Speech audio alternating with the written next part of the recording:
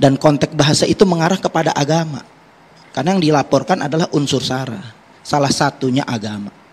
Pas'alu al-zikra in kuntum la ta'lamun. Pas'alu al-zikra.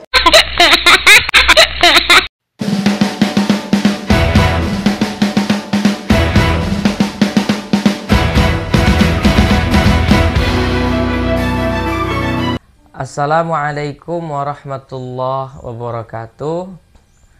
Sahabat-sahabat Malimudo di mana saja berada, semoga dalam keadaan sehat ya. Rezeki kita lancar. Yang THR-nya belum cair, semoga segera cair. Dan pastinya kita tidak lupa untuk selalu mendoakan negara kita agar negara kita selalu dijaga dan selalu dilindungi oleh Allah Subhanahu wa Ta'ala. Amin ya Rabbal Alamin. Sahabat-sahabat sekalian, saya secara pribadi pastinya merasa resah apabila ada seorang yang mengaku-ngaku sebagai dokter, padahal dia bukan dokter.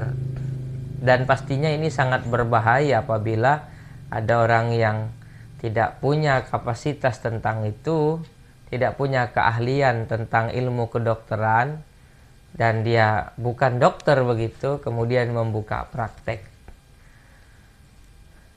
Begitu juga dengan profesi-profesi yang lain. Ya. Misalnya dia tidak ahli tentang ilmu perbengkelan, kemudian dia buka bengkel, ya, pastinya kita resah karena sepeda motor kita yang mungkin hanya rusak itu kabulatornya saja, akhirnya semuanya jadi rusak, efek dari tukang bengkel gadungan ini. Itu juga dengan kita merasa resah apabila ada polisi gadungan, ya, TNI gadungan.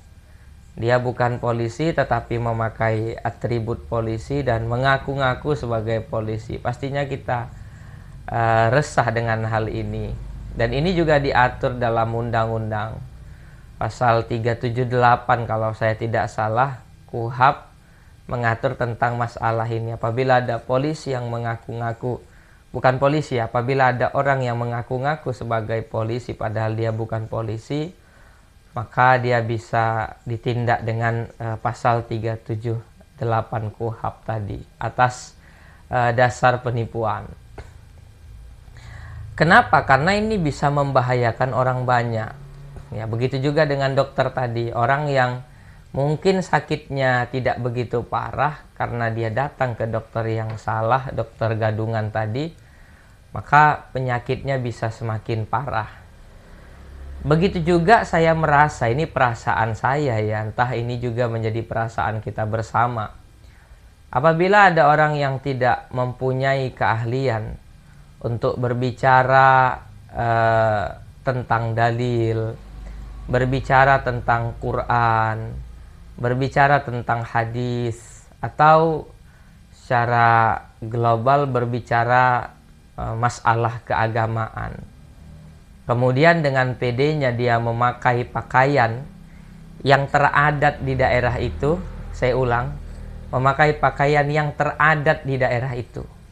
Seperti di Indonesia, orang yang biasa memakai sorban, memakai rida, memakai jubah, teradat di Indonesia itu adalah seorang ulama, seorang ustadz, seorang mubaligh atau seorang da'i lah begitu. Itu di Indonesia, ya, itu teradat seperti itu. Artinya adat ini bisa tidak berlaku di sebagian tempat seperti di Arab Saudi ya, misal bebas siapa saja orang memakai jubah. Tapi di Indonesia secara adat orang yang memakai sorban, memakai jubah, memakai rida itu teradat bahwa mereka adalah ustadz, ulama dan lain sebagainya. Dan ini bisa membahayakan pastinya. Di mana bahayanya? Begini. Ketika ada orang yang berpakaian dengan pakaian yang teradat atau menurut orang banyak di daerah tersebut itu adalah pakaian seorang ustadz, pakaian seorang muballigh, pakaian seorang dai atau pakaian seorang ulama, maka kemudian orang yang melihat penampilan tersebut akan merasa bahwa orang yang berpakaian tadi adalah ulama. Bahayanya di mana ketika orang tersebut bertanya terhadap masalah agama kepada orang ini, dan dengan pedenya kemudian atas dasar kejahilan dia, atas dasar kebodohan dia, kemudian dia menjawab permasalahan itu. Ini yang menjadi bahaya. Ya, seperti yang kita lihat tadi, ya, seseorang yang memakai pakaian luar biasa, ya, luar biasa itu, ngalah-ngalahi Habib begitu, ngalah-ngalahi ulama. Ya, kalau kita lihat pakaian ulama-ulama kita itu, ya Allah, luar biasa sederhana. Pakaian Kiai Haji Said Agil Sirat, pakaian Gus Baha, dan lain sebagainya daripada ulama-ulama kita, itu terlihat biasa-biasa saja, tetapi mereka memiliki ilmu yang sangat luar biasa menurut saya. Ya, seperti yang kita lihat tadi, bahkan membaca ayat Quran saja itu, mohon maaf, seperti orang yang baru belajar membaca Al-Quran. Ya. Kalau kita dengar secara benar-benar lah kita dengar begitu, dia mengatakan pas'alu, ya, bukan fas'alu tapi pas'alu. Kemudian ahla, bukan ahla dibaca. Kalau tidak silap saya tadi Allah zikro, gitu ya.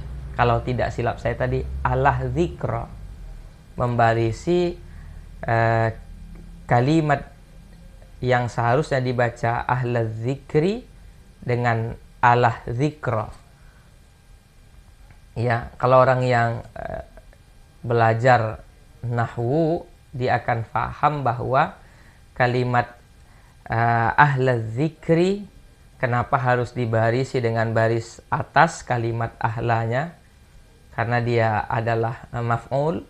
Kenapa kalimat zikrinya harus dibarisi dengan baris bawah, karena dia mudhafun ilaih, ya, daripada kalimat ahla tadi yang selain dia menjadi maf'ul juga dia menjadi mudhaf, kemudian kalimat zikri menjadi mudhafun ilaih.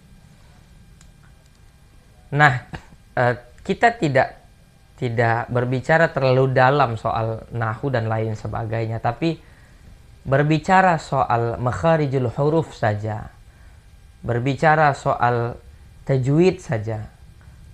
Orang yang membaca tadi sudah sangat ngawur, sangat jauh dari kata orang yang bisa dibilang bisa saja, ya. Kita tidak naik dalam level mahir, tapi minimal bisa saja membaca Quran, itu belum bisa dikatakan dia orang yang bisa membaca Quran, apalagi dikatakan mahir. Bisa saja tidak, ya. Seperti yang saya katakan tadi, seperti orang yang baru-baru belajar Al-Quran ini, mohon maaf begitu, karena luar biasa. Gimana ya, saya terkadang itu resah tapi juga lucu begitu, ya, ketika ada orang yang dengan pedenya memakai pakaian ulama tapi dia tidak melihat kapasitas dirinya sejauh mana, gitu ya. Ini untuk soal membaca Quran saja, apalagi dalam hal-hal akidah, dalam hal-hal fiqih, tasawuf, hadis, tafsir dan lain sebagainya. Hanya dalam masalah membaca Quran saja, itu sudah hancur-hancuran. Seharusnya kita lebih sadar lah tentang fenomena dari ustadz-ustadz gadungan ini.